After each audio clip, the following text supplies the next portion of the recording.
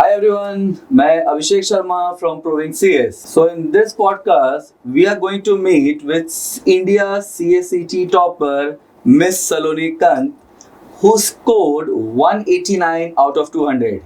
So friends, आज हम सलोनी से पूछेंगे कि जब एक बच्चा अपना पहला प्रोफेशनल एग्जाम लिखता है नेम्ड CSET, तो उसका क्या अप्रोच होना चाहिए, किस तरीके से प्रिपरेशन होनी चाहिए एंड वो हर एक चीज जो CSET के बच्चे के मन में क्वेश्चन होता है, उन सब चीजों को हम लोग जानेंगे directly from India CSET topper से. So thank you so much Saloni for joining us today. And आज बेसिकली हम लोग को ये समझना है कि जब बच्चा 12th का एग्जाम देता है, 12th के एग्जाम को बच्चा CS बनना चाहता है, जो कि इंडिया की one of the leading industry है, बहुत ही बेहतरीन प्रोफेशन है, बहुत ही प्रॉमिसिंग करियर है. तो Saloni, how to prepare for a weeks और फ्यू डेज बिफोर एग्जामिनेशन? क्या बच्चे का क्या अप्रोच होना चाहिए, किस तरीके से उसको प्रिपरेशन करनी चाहिए, ये आप प्लीज बच्चों के संग साझा करें. So before the exam, I think the most important thing that we should prepare is कि ज़्यादा से ज़्यादा practice questions करने हैं, क्योंकि अभी तक preparation तो हो जाना चाहिए. And if नहीं हुआ है तो revision note से कर सकते हैं preparation.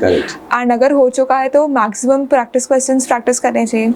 past papers है, mock tests है, ये सब देने चाहिए to get maximum practice. क्योंकि जितना practice करेंगे उतना ही better अंडरस्टैंडिंग मिलता है सब्जेक्ट मतलब का. पूरा गेम प्रैक्टिस का है. जितना ज्यादा प्रैक्टिस करोगे, तो मैं आपको बताऊं प्रोविंग्स में तो हम लोगों ने बच्चे के हर एक चैप्टर को 4-4 बार प्रैक्टिस कराया है. एंड ऑब्जेक्टिव यही है कि जितना बच्चा प्रैक्टिस करे उतना अच्छा है. अच्छा, now tell me, total 4 subjects हैं, तो क्या किसी पर्टिकुलर सब्जेक्ट के लिए अलग स्ट्रैटेजी होनी चाहिए, या हर सब्जेक्ट के लिए क्या स्ट्रैटेजी होनी चाहिए बच्चे की? हर सब्जेक्ट के लिए अलग अलग स्ट्रैटेजी है, क्योंकि हर सब्जेक्ट का अंडरस्टैंडिंग अलग है. ICSI का ऑब्जेक्टिव अलग है हमें वो सब्जेक्ट सिखाने के लिए. जैसे कि बिजनेस कम्युनिकेशन है, तो उसके लिए द इंस्टीट्यूट वांट्स कि हमारा कम्युनिकेशन जो स्किल्स है, हमारा जो ग्रामर है, वोकैबुलरी है, अभी हम एक नई लीगल फील्ड में आ रहे हैं. मतलब मोस्ट बच्चे जो कॉमर्स से लॉ में आते हैं, तो लीगल लैंग्वेज समझने के लिए कुछ लैटिन सेइंग्स है, तो वो हमें समझने हैं. फिलहाल उन्हें याद रखने की ज़रूरत नहीं है, but we need a good understanding of दो sayings and we should at least have a general idea कि वो सेइंग का मतलब क्या है. सही बात. एंड क्योंकि CS बन के बच्चा बनता है तो कॉर्पोरेट लॉयर ही है. आई टेल यू, जब मैं रेडियो मिर्ची में था, डेलॉयट में था, तो जो बच्चे का कोर फोकस होता है ना, एज अ कंपनी सेक्रेटरी जब हम लोग काम करते हैं, तो it's purely legal side of the word. So we as a future CS, ये जो बच्चे, जो प्रॉमिसिंग बच्चे बन रहे हैं future CS, they are the future corporate lawyer of this country. So what should be the overall strategy for all 4 papers taken together? So the strategy for all 4 papers is कि conceptual understanding रखनी है.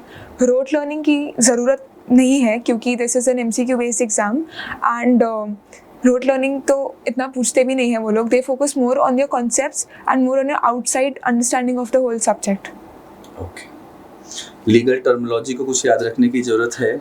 हाँ, regarding legal terminologies, मतलब it is not necessary कि पूरा by heart करना है, but it is necessary कि अगर आपके सामने एक वर्ड दिया है तो you should have a general idea कि ये वर्ड का मतलब क्या होता है, इसे कहाँ यूज़ करते हैं. Because as a company secretary हमारा काम तो कॉर्पोरेट लॉयर का ही होता है बेसिकली. ओके. एंड एग्जाम्स के जब लास्ट फ्यू डेज बचा है, तो बच्चा कई बार, अभी क्या पहला प्रोफेशनल एग्जाम बच्चे का, तो स्ट्रेस होता है, प्रेशर है, कैसे डील करना चाहिए उस सिचुएशन का? मतलब स्ट्रेस का तो कोई एक्चुअली बात ही नहीं है, बिकॉज एज कम्पेयर की जो आगे के जो लेवल्स है, एग्जीक्यूटिव और प्रोफेशनल है, उसके कंपैरिजन में CSET just 1% of what we have ahead. So stress की तो बात ही नहीं है. एंड पॉजिटिव एटीट्यूड रखना है एंड सोचना है कि बेस्ट दे दिया है तो फिर अभी डरने की बात ही अच्छा ही होगा. अच्छा सलोनी, there is a subject called business communication and another called presentation communication skill. जितना मेरे को बच्चों ने बताया कि थोड़ा सिंपल होता है, इजी होता है, तो बच्चे जनरली इसको ना मतलब बड़ा कैजुअली ले लेते हैं, छोड़ देते हैं. उस सब्जेक्ट के लिए क्या स्ट्रैटेजी होनी चाहिए बच्चों की? बिजनेस कम्युनिकेशन बहुत इजी है एंड इजी लगता भी है. एंड मेजॉरिटी बच्चे को ऐसा लगता है कि ठीक है, हो जाएगा. But I think it is very important कि करंट अफेयर्स से ज़्यादा आई थिंक बिजनेस कम्युनिकेशन में फोकस करना चाहिए, because it covers more marks. क्योंकि एज बिजनेस कम्युनिकेशन तो आता ही है 50 मार्क्स के लिए, ऊपर से प्रेजेंटेशन स्किल्स में भी आता है वो, तो it covers like around 60-70 marks out of 200. Yes. Amazing. And there are some, mostly तो सब इजी ही है, ग्रामर है एंड वोकेबुलरी है, वो सब है, but there are some important concepts. ये भी आप लाइक अंडरस्टैंडिंग में कैसे आता है, प्रैक्टिस क्वेश्चन सॉल्व कर करके। जैसे कुछ कॉन्सेप्ट जैसे कि जोहारी विंडो है, तो ऐसे कुछ कॉन्सेप्ट्स पे थोड़ा ध्यान देना चाहिए बिकॉज दीज आर न्यू वो कॉन्सेप्ट्स। शॉर्ट आने ही वाले हैं। यस मतलब इंस्टीट्यूट का पास्ट ट्रेंड देखा जाए तो वो तो आने ही वाला है। तो बच्चों समझा ना, एकदम पॉइंट जॉट डाउन कर लो आप लोग, कहाँ कहाँ पे अपने को फोकस करना है। अच्छा, एक और सब्जेक्ट है business environment. I think simple है, लेकिन कैसे डील करना चाहिए? सो बिजनेस एनवायरनमेंट में वो लोग ने काफ़ी फैक्ट्स एंड फिगर्स दिए हैं and we end up wasting a lot of time learning those facts and figures. Okay. But actually majority questions देखने जाए तो एक ही टॉपिक में से आते हैं, जो पॉलिटिकल एनवायरमेंटल, जो एनवायरमेंट्स होते हैं अलग अलग टाइप पे, आज शॉर्ट टर्म जिसका पेस्टल है, political environment, economic environment, social environment, तो उसका ही classification majority of the time पूछा जाता है पूरे सब्जेक्ट में से, बिजनेस एनवायरनमेंट के। तो स्टैटिस्टिकल नंबर्स याद करने की जरूरत नहीं है? नहीं, इफ यू आर, आपका प्रिपरेशन इतना अच्छा नहीं है तो at this point of time वो छोड़ देना चाहिए। ओके, वो सही बात है। I think everything in any professional exam, whether being CS or CAT or MBA, ये एक old saying है कि you need not to cover everything, but whatever you cover to the level of perfection. Yes. So वही करना है अपने को भी। Exactly. Perfect. अच्छा चलो, नहीं तो tell me one thing, because current affair as a subject I believe कि उसका ना कोई ना आदि है ना अंत है, मतलब उस तरीके सब्जेक्ट है, because there is no limit precisely. तो subject like current affair and logical reasoning, जिसमें काफ़ी चीज़ें होती हैं, उसको कैसे बच्चे को प्रिपेयर करना चाहिए? So current affairs we can divide it in two parts, dynamic current affairs and static current affairs. Okay. Static मतलब जो throughout जो facts है वो तो कुछ तो फैक्ट्स ही रहेंगे कि कैपिटल क्या है कोई कंट्री का, तो वो तो वैसा का वैसा ही रहने वाला है। तो वो चीज़ें तो हम ICSI की मॉड्यूल से ही वी कैन रेफर, बिकॉज वहाँ पे उसमें से ही पूछते हैं मोस्टली, एंड वहाँ पे भी इट्स नॉट नेसेसरी कि पूरा लर्न करना है, वो भी एक ओवरऑल अंडरस्टैंडिंग होनी चाहिए कि what is the question, what is the answer. वो भी 2-3 बार रीड करते हैं तो हो जाता है ICSI का करंट अफेयर्स का मॉड्यूल।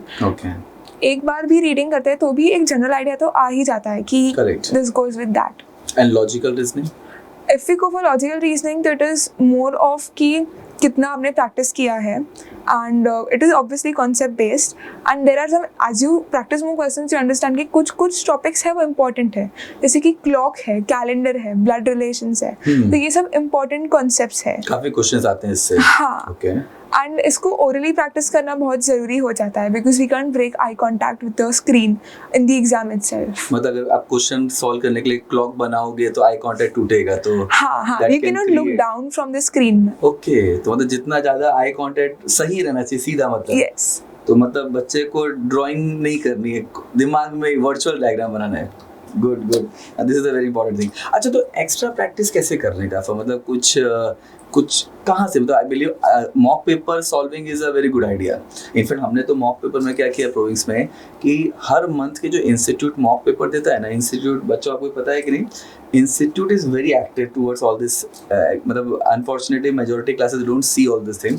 इंस्टीट्यूट ने हर महीने का ना एक बुलेटिन देते हैं CSET, एंड उसमें वो लोग 20 क्वेश्चंस देते हैं हर so, and these 20 question I believe जितना मैंने काफ़ी इंपॉर्टेंट हो जाते हैं पेपर में, mock paper. So we have covered everything in our prelims and paper. तो ये प्रैक्टिस बच्चों को करना चाहिए। Yes, because for every student there's a different paper, अलग अलग क्वेश्चंस आते हैं, बट मेरा जो सेट था उसमें मेजॉरिटी क्वेश्चंस ये बुलेटिन पेपर्स में से आए थे, एंड जो ग्रीन बुक देते हैं इंस्टीट्यूट से, वो जो घर पे डिलीवर करते हैं, उसमें से, एंड ये मॉक पेपर्स में से ही मेजॉरिटी क्वेश्चंस थे। तो बच्चों समझो, आपको मॉक पेपर देना ही है, आप कुछ भी मिस कर सकते हो, बट ये मॉक पेपर आप मिस नहीं कर सकते। We call that as a prelims precisely, but institute का मॉक देना ही है, और प्रोविंस का मॉक तो दे ही देना आप लोग, ठीक है ना। अच्छा, अभी किसी पर्टिकुलर सब्जेक्ट जहाँ पे मॉड्यूल रीडिंग की जरूरत है? मॉड्यूल रीडिंग आई थिंक ज़रूरी हो जाता है इकोनॉमिक्स के लिए, बिकॉज इकोनॉमिक्स में हम नोट्स में तो ऑब्वियसली कवर करते ही है सब कुछ, बट कुछ पॉइंट्स होते हैं, and ICSI likes to attack those points that we think are minute, but उसमें से ही क्वेश्चंस पूछ लेते हैं, तो उसके लिए module reading becomes very necessary. अच्छा सलोनी, तो बिकॉज एक ऑनलाइन एग्जाम है, तो टेक्निकल ग्लिच की पॉसिबिलिटी भी हो सकती है, technical glitch from our side और फ्रॉम देयर साइड। तो ऐसे केस में क्या करना चाहिए? बिकॉज बच्चा पहली बार एग्जाम दे रहा है, पैनिक हो सकता है, या टेक्निकल इंटरनेट नहीं कर रहा है, तो क्या करना चाहिए ऐसे केस में? ऐसे केस में तो पेशेंस ही रखना पड़ता है एंड एक्चुअली उसमें कुछ टेंशन लेने की बात नहीं है, बिकॉज जो पेपर टाइमर चल रहा होता है वो पॉज हो जाता है, even if it is a technical from our side और देयर एंड, जो पॉज हो जाता है and if the glitch is solved on the same day, so then वहाँ से कंटिन्यू होता है, 1-2 घंटे में स्टार्ट हो जाता है वापस, because I also face the same error while I was taking the exam. तुम्हारा भी एग्जाम रुक गया था ऐसा? यस, एक 1.5 आवर जितना। 1.5 घंटा एग्जाम रुक गया था? यस। तो भी आपने टेंशन नहीं लिया? हाँ, क्योंकि there is no point, like ICSI में इतने बच्चे एक साथ उनको कांटेक्ट करते हैं तो वो लोग भी रिस्पॉन्ड नहीं कर पाते हैं। तो ये एक इम्पॉर्टेंट चीज़ है कि अगर बच्चों टेक्निकल ग्लिच होता है, एग्जाम अगर रुक भी जाता है तो भी स्ट्रेस नहीं लेने का। क्यूरियोसिटी किल्स द कैट, ये याद रखना, आपको स्ट्रेस नहीं लेना है। देखो आपके सामने बच्चा है जिसका 1.5 घंटा एग्जाम रुक गया, this is too much. But अच्छा, अगर मान लो अगर टेक्निकल ग्लिच और लंबे पीरियड तक चला, मतलब फॉर अ लॉन्गर ड्यूरेशन चला, 1.5 घंटे में आपका सॉल्व हो गया, रियली गुड, बट अगर और लंबे पीरियड तक चला तो क्या री एग्जाम जैसा कुछ होता है? हाँ, if the technical glitch continues तो फिर आपका ICSI से मेल आता है कि टेक्निकल ग्लिच की वजह से 2 दिन के बाद दे टेक अ री एग्जाम अगेन, एंड फिर in the re exam you can take the exam and that will be for the entire paper basically. Yes, you get the paper from the start again and results में भी कुछ दिखता नहीं है कि री exam दिया था, ऐसा कुछ नहीं दिखता। कुछ भी नहीं होता, नहीं, it's the same thing again. तो टेक्निकल ग्लिच का टेंशन लेने का ही नहीं। नहीं। That's really good, this is amazing point. बच्चों ये देखो, इसमें एक चीज़ ये भी है कि ICSI is taking so proactive step, because क्या है ना कि students across the country exam दे रहे हैं।